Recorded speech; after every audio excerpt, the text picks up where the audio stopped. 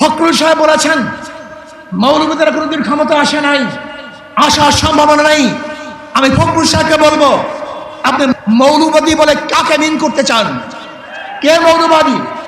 হিন্দু মৌলবাদী, খ্রিস্টান মৌলবাদী, বৌদ্ধ মৌলবাদী, না মুসলিম মৌলবাদী?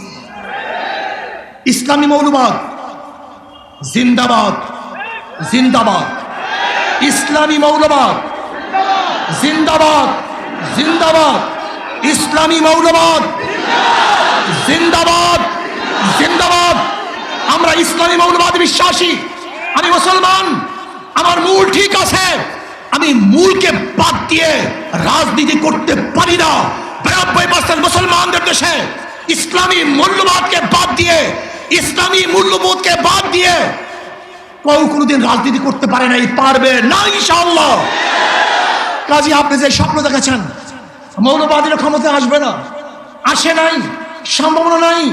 আর আমি উল্টো দেখছি, ইনশাআল্লাহ আগামী বাংলাদেশ ইসলামী মৌলবাদীদের বাংলাদেশ, আগামী বাংলাদেশ কোরআন ও সুন্নাহর বাংলাদেশ, আগামী বাংলাদেশ এদেশের স্বাধীনতাকামী মানুষের বাংলাদেশ, আগামী বাংলাদেশ ধর্মীয় ব্যক্তিত্ব বাংলাদেশ, আগামী বাংলাদেশ সাম্য, মানবিক মর্যাদা এবং ন্যায় বিচার প্রতিষ্ঠিত বাংলাদেশ। আগামী বাংলাদেশ হবে বৈষম্য বিরোধী বাংলাদেশ।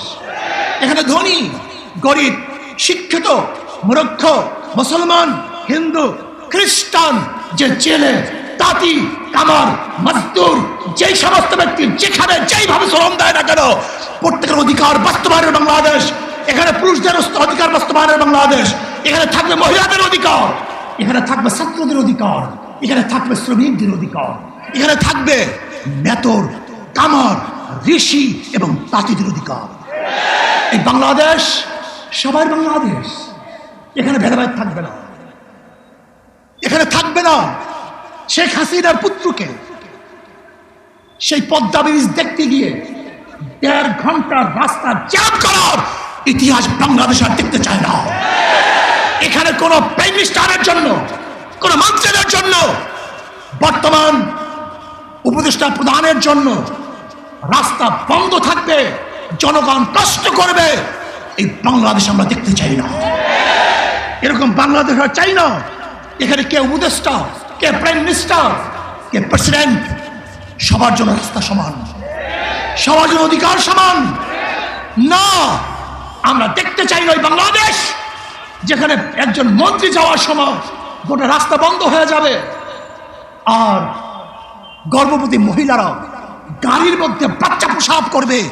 এই বাংলাদেশ আমরা দেখতে চাই না।